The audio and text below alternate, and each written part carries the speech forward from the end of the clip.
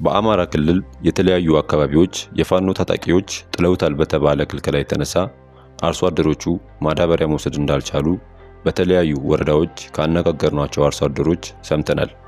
መንግስት ለአንድ ኩንታል ማዳበሪያ 8000 ብር መተመኑን ያስረዱት አርሶ አደሮቹ የፋኖ ታጣቂዎች ግን የአንድ ኩንታል ዋጋ 4000 ብር እንደሆነ በመጥቀስና ተጨማሪ ዋጋ አርሶ አደሩን ለመበዝበዝ የወጣ ዋጋ መሆኑን በመጥቀስ አርሶ አደሮቹ ማዳበሪያውን እንዳይገዙ እንዳስጠነቀቋቸው አውስተዋል።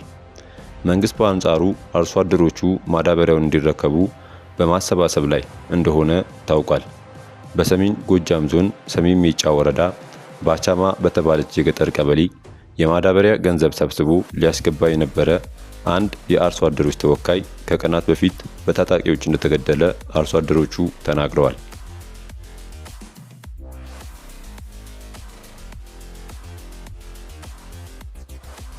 የአማራ ክልል የሀገራዊ ምክክር አጀንዳ ልየታ ወኪሎች ከክልሉ በኃይል ተወስደዋል ያሏቸው ግዛቶች እንዲመለሱ የሚጠይቅ አጀንዳ አቅርበዋል።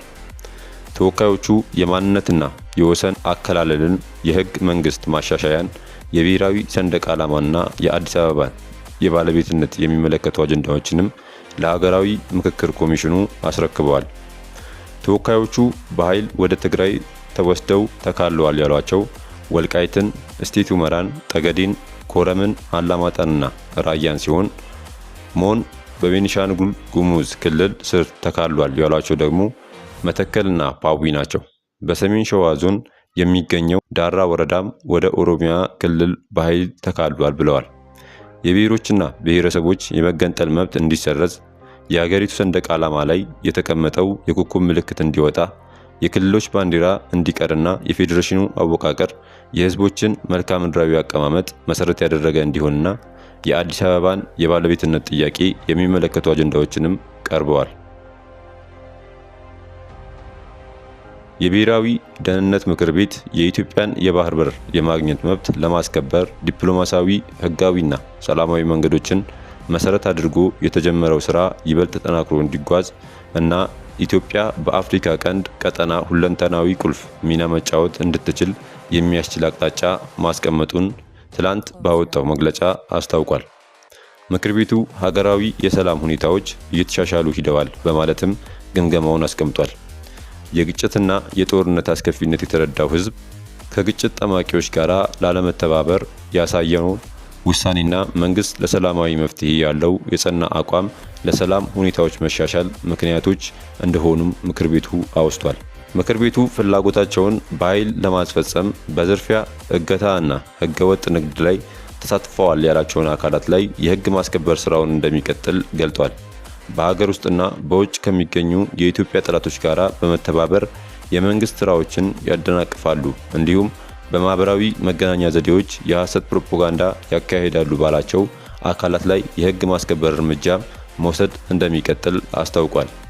የኢትዮጵያ ጠላቶች ያላቸውን አካላት ወይም ከጠላት ተልዕኮ ይቀበላሉ ያላቸውን ኃይሎች ግን ምክር ቤቱ በስም አልጠቀሰም።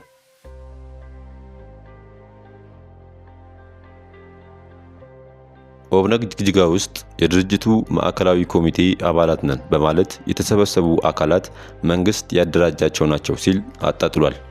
መንግስት በምርጫ ቦርድ ታዛቢነት የተወሰኑ ግለሰቦችን አደራጅቶ በድርጅቱ ስም ስብሰባ እንዲያካሂድ ማድረጉ አስመራ ላይ የተፈረመውን የሰላም ስምምነት ይጥሳል በማለት ግንባሩ ድርጊቱን አውግዟል። በጅግጅጋው ስብሰባ የድርጅቱን ማዕከላዊ ኮሚቴ እንደሚወክሉ የገለጡ አካላት የግንባሩን ሊቀመንበር አብዱርሃማን ማህዲን ከስልጣን አወርደናል ማለታቸውን የመንግስት የዜና ምንጮች ዘግበዋል።